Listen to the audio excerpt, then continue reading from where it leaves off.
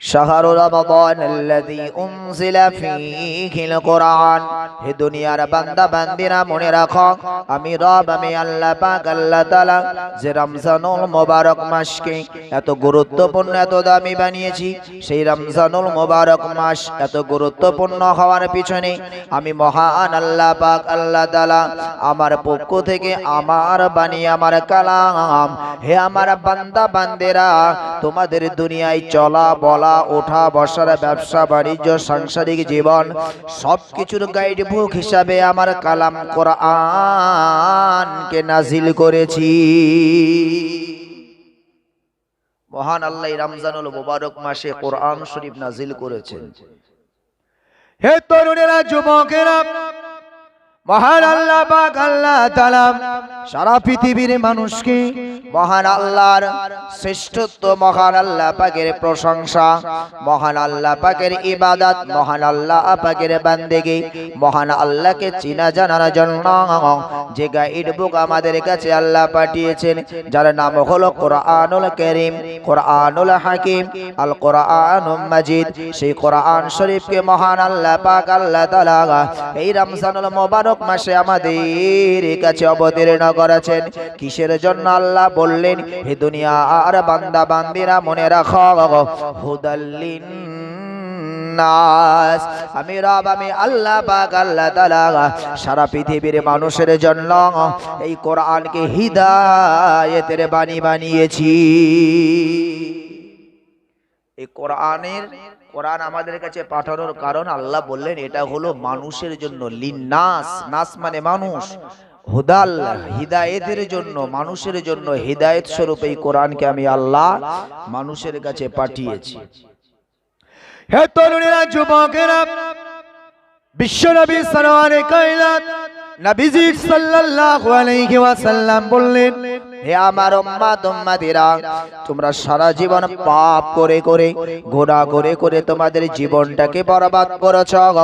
হে আমার উম্মত উম্মতিরা, যদি তোমরা মহান আল্লাহর কাছে ফিরে আসতে চাও, যদি তোমরা মরণের পরে নাজাত পেতে চাও, আমি বিশ্বনবী সরওয়ারে কায়নাত নবীজি জানিয়ে দিই, যখন তোমাদের সামনে রমজানুল মুবারক মাসটা চলে আসে, এই রমজানুল মুবারক মাসে তোমরা তিনটে বিষয়ের উপরে বেশি আমল দাও। একটা বললেন বিশ্বনবী, তোমরা সৎ কাজ বেশি করো। দ্বিতীয় নাম্বার নবী বললেন, পাপ থেকে তোমরা হেফাজত থাকো। আর তৃতীয় নাম্বার, তোমরা দানশীল হয়ে যাও। নবীজি বললেন, তোমরা নাজাত পেতে চাও, রমজানুল মুবারক মাস যখন তোমাদের কাছে আসে, তোমরা সৎ কাজ করো, সালেহ কাজ করো, সালেহ বান্দা বেনে যাও, সৎ মানুষ বেনে যাও, নেক কাজ করো, ভালো কাজ করো।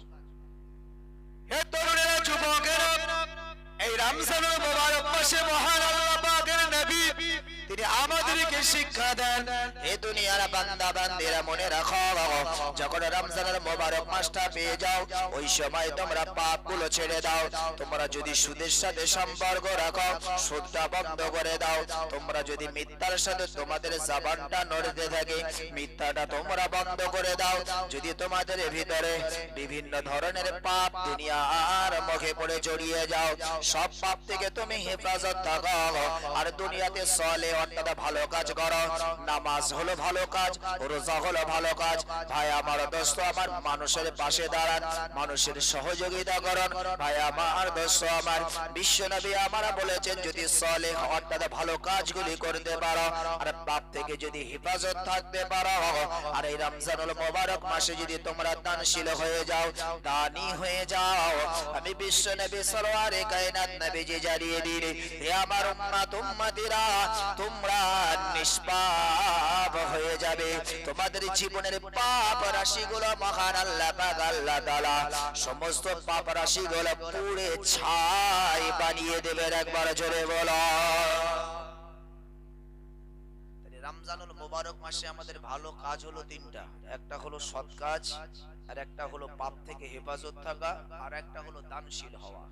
রমজানুল মুবারক মাসে যেমন আমরা ইফতার বিতরণ করে থাকি, ইফতার দিয়ে থাকি, অনেকে ইফতার দিয়ে থাকে।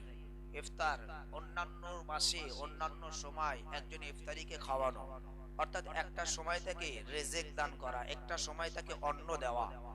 এই একজনের অন্ন দান করার সব, একজনের সবই আপনার নামায় আমলে লেখা হবে। আর রমজানুল মুবারক মাসে যদি একজনকে অন্ন দান করতে পারেন, একজনকে ইফতারি করাতে পারেন, বিশ্বনবী বলেছেন 60 জন রোজাদারের ইফতারির সওয়াব তার নামায় আমলে দেওয়া হবে। বলুন সুবহানাল্লাহ। তবে আমাদের সমাজে একটা ভুল প্রথা রয়েছে, কিছু কিছু মানুষ ধারণা করে যে আমি মসজিদে ইফতার করতে যাব না, বা অমুক দাওয়াত করেছে ইফতার করতে যাব না। কেন? বলছে আমি সারা দিন ধরে রোজা রাখলাম, আর ইফতার করে ও আমার সমপরিমাণ সওয়াব পাবে, আমার সওয়াবের ভাগ ওকে দেব না। সওয়াবের ভাগ দেওয়ার ভয় করে, কিন্তু আল্লাহর ভান্ডারে কি কম আছে নাকি? কম নেই। এটা আমাদের ভুল ধারণা। বরং আপনি দাওয়াত কবুল করে ওই দাওয়াত রক্ষা করলে আপনার আর একটা সুন্নাতের সওয়াব, আপনার ওই রোজার সওয়াবের সাথে আর একটা সুন্নাতের সওয়াব অ্যাড করা হবে। বলুন সুবহানাল্লাহ। কারণ রাসূল বলেছেন দাওয়াত দেওয়া যেমন সুন্নাত, দাওয়াত গ্রহণ করাও তেমন সুন্নাত। অর্থাৎ কেউ ইফতারির জন্য দাওয়াত দিলে আপনাকে যদি হক মনে হয়, ভালো মনে হয়, আপনি খাবেন। অন্যান্য কারণ পরেশগারিতার দিক থাকলে আলাদা বিষয়, কিন্তু আপনি যদি খেয়ে থাকেন, আপনি যেন নেকি কমের ভয়ে খাওয়া বন্ধ করবেন না, খাবেন, বরং তাতে আপনার সওয়াব আরো বাড়বে, কারণ একটা সুন্নত আদায়ের সওয়াব হবে। এই যে রমজানুল মুবারক মাসের রোজা আমরা রাখছি, এই যে রমজানুল মুবারক মাসের রোজাটা আমাদের রাখতে হবে। মহান আল্লাহ আমাদেরকে কোরআন দ্বারা বললেন, ইয়া আইয়ুহাল্লাযীনা আমানু, হে ঈমানদারেরা, কুতিবা আলাইকুমুস সিয়াম কামা কুতিবা আলাল্লাযীনা মিন ক্বাবলিকুম, তোমাদের কাছে যেমন রমজানুল মুবারক মাসের রোজাকে ফরজ করা হয়েছে, অন্যান্য নবী রাসূলের উম্মত উম্মতিদের কাছেও রমজানুল মুবারক মাসের কথা বলা হয় নাই, বরং রোজাকে যেমন ফরজ করা হয়েছে, অন্যান্য নবী রাসূলের উম্মত উম্মতিদের উপরেও রোজাকে ফরজ করা হয়েছিল। অন্যান্য নবী রাসূলের উম্মতদের উপরেও রোজা ফরজ করা হয়েছিল, কিন্তু তাদের কাছে এই রমজানুল মুবারক মাসের এক মাস রোজা ফরজ ছিল না।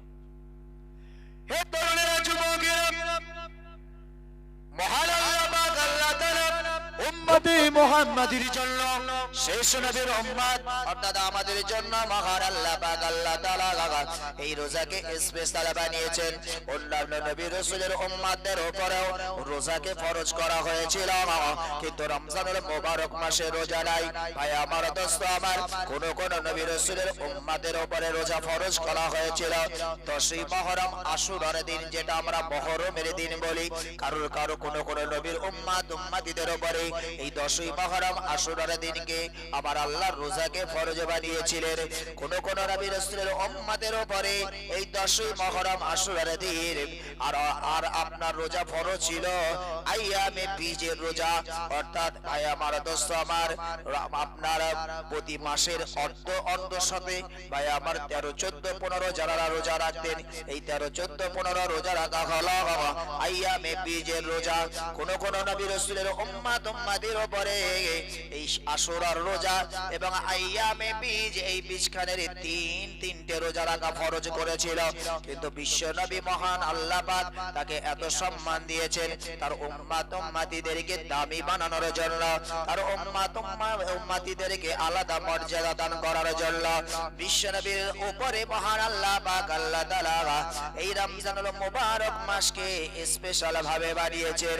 হে আমার হাবিব, হে আমার বন্ধু, হে আমার নবী, শুনুন, আমি আল্লাহ পাক আল্লাহ তাআলা এই রমজানুল মুবারক মাসকে আপনার উম্মত উম্মতির জন্য স্পেশাল বানিয়ে দিলাম।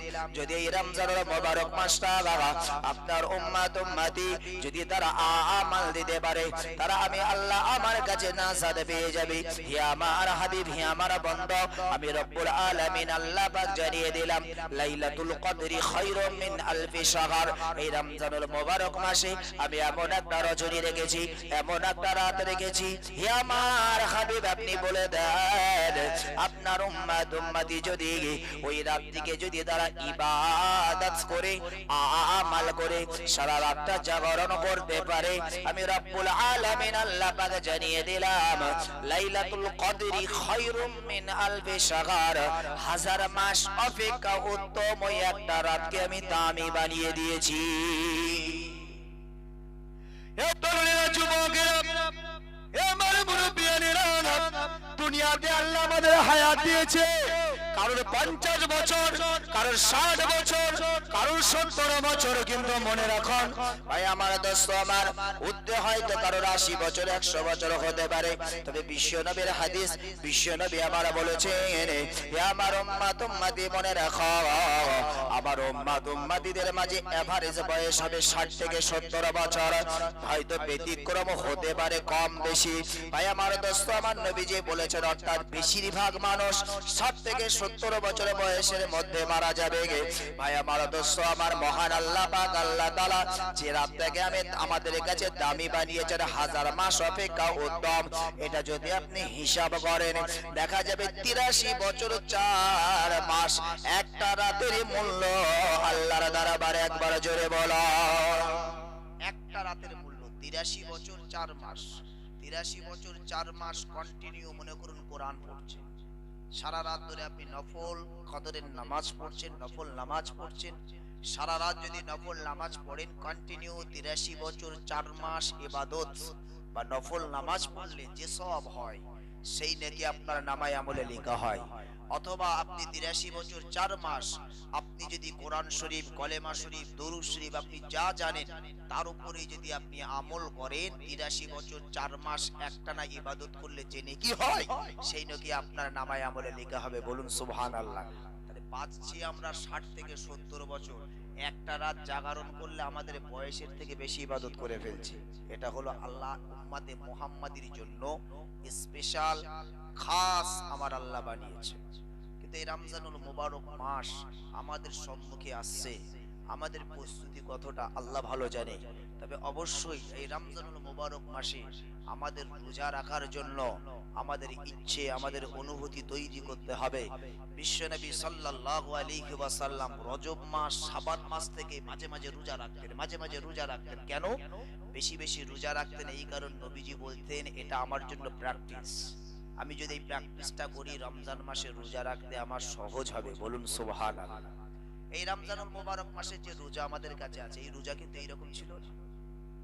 এই যে রোজা আমাদের কাছে সেহরি থেকে নিয়ে ইফতারি পর্যন্ত পানাহার নিষিদ্ধ আমাদের জন্য, না পানি, না কোনো খাওয়া, না কোনো নেশা, সবকিছু আমাদের জন্য নিষিদ্ধ।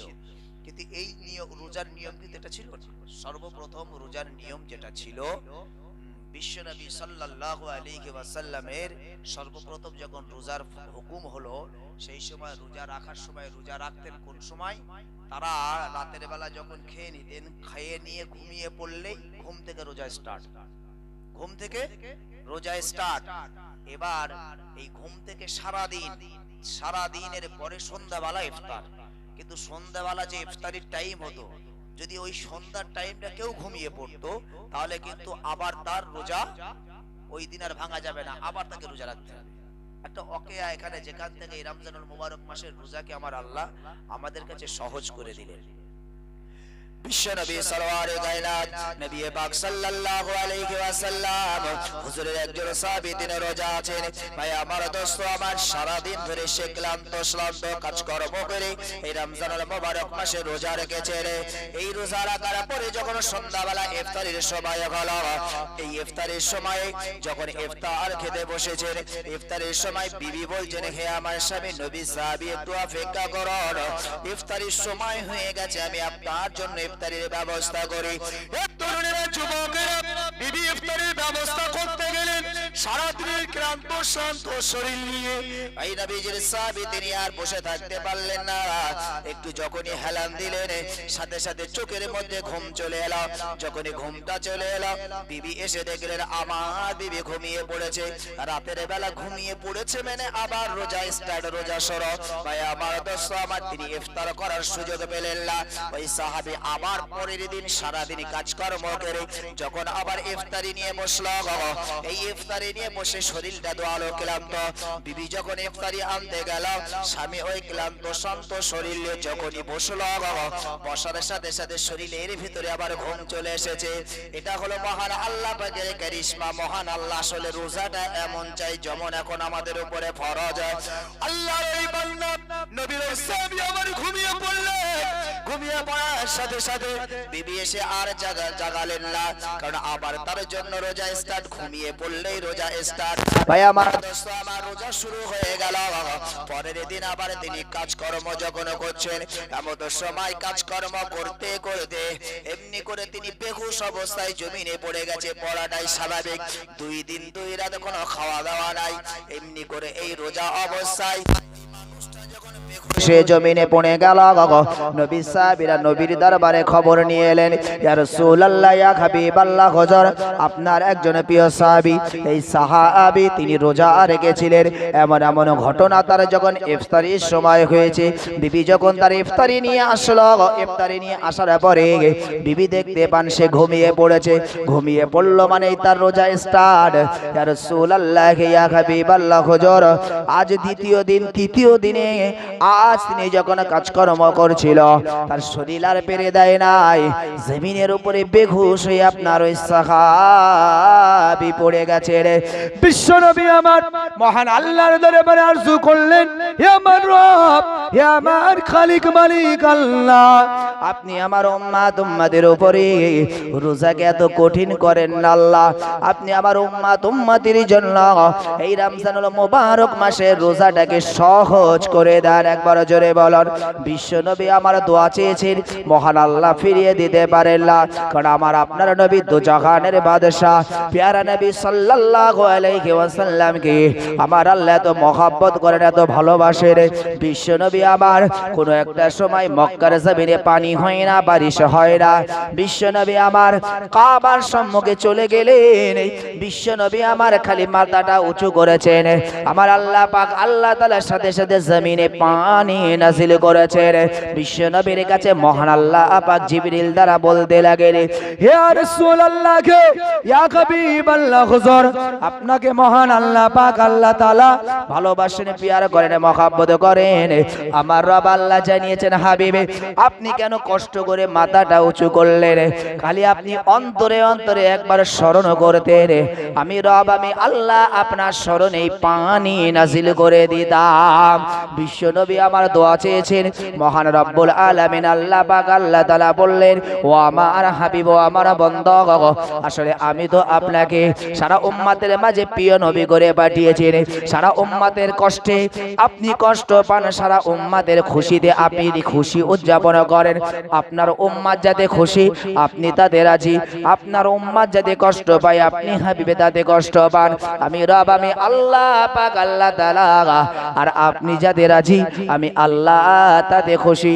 আপনি যাতে কষ্ট পান আমি আল্লাহ পাক আল্লাহ তাআলা, আপনার প্যার আপনার মহব্বতে আমি আল্লাহ কষ্ট পাই। হে আমার হাবিব, হে আমার বন্ধু, আপনি চান আপনার উম্মতের জন্য রোজাকে সহজ করে দেওয়া, তাই আমি রব্বুল আলামিন আল্লাহ পাক আল্লাহ তাআলা আপনার উম্মতের জন্য রোজাকে সহজ করে দিলাম। সুবহে সাদেক, যেটাকে এখন সেহরির সময় বলা হয়। হে আমার হাবিব, আপনার উম্মতি সুবহে সাদেক থেকে নিয়ে ইফতারির সময় অর্থাৎ মাগরিবের ওয়াক্ত পর্যন্ত তাদের জন্য পানাহার নিষিদ্ধ। রাতের বেলা তারা যদি জাগরণ করে তাও খেতে পারবে, ঘুমিয়ে পড়ে তারপরে উঠলেও খেতে পারবে। ওগো আমার হাবিব, আপনার উম্মতির জন্য রোজার সিস্টেম, রোজার পদ্ধতি আমি আল্লাহ পরিবর্তন করে দিলাম। ইতিহাস জানেন না মনে হয়, কোনোদিন শোনেননি। আসলে রোজার ইতিহাস ছিল এইরকম, রোজা এরকম ছিল না।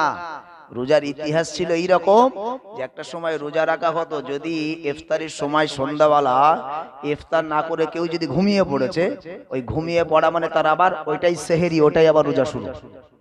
মহান আল্লাহ পাক আমার আপনার নবী দুজাহানের বাদশা প্যারা রাসূল চাইলেন আমার উম্মতির জন্য আল্লাহ রোজাটাকে একটু সহজ করে দেন। আল্লাহ রোজাটাকে সহজ করে আমাদের কাছে এই সেহেরি থেকে নিয়ে মাগরিবের ওয়াক্ত ইফতার পর্যন্ত আমাদের জন্য পানাহার নিষিদ্ধ করে দিলেন। যদি আমরা এই রমজানুল মুবারক মাসের এই রোজাগুলি রাখতে পারি, মহান আল্লাহ বললেন, ও আমার হাবিব, আপনার উম্মতিদেরকে বলে দেন, সারা পৃথিবীতে যত ইবাদত দিয়েছি, যত আমাল দিয়েছি আপনার উম্মতিরা করে দুনিয়াতে। নামাজের মতন ইবাদত, আপনার দানের মতন ইবাদত, কত দুনিয়াতে সৎ কাজ আছে, যাকাত দেওয়ার মতন, কোরবানি দেওয়ার মতন যত হজের মতন ইবাদত, যত বড় বড় ইবাদত আছে সব ইবাদত করলে আমি আল্লাহ কিয়ামতের দিনে ময়দানে মাহাশরে আমার ফারিস্তা দ্বারা তাদের কাছে প্রাইজ, ইনাম, তোহফা আমি আল্লাহ তাদের কাছে পৌঁছে দেই।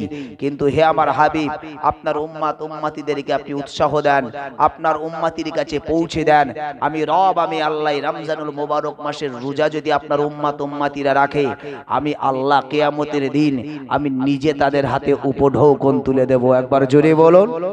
যত ইবাদত আছে, নামাজ, 5 বার নামাজ পড়ি, 5 বার নামাজের জন্য যে সওয়াব, যে তোহফা, যে ইনাম আল্লাহ আমাদেরকে দেবেন, আল্লাহ নিজে হাতে দেবেন না, আল্লাহ ফারিস্তাদের দ্বারাই দেবেন।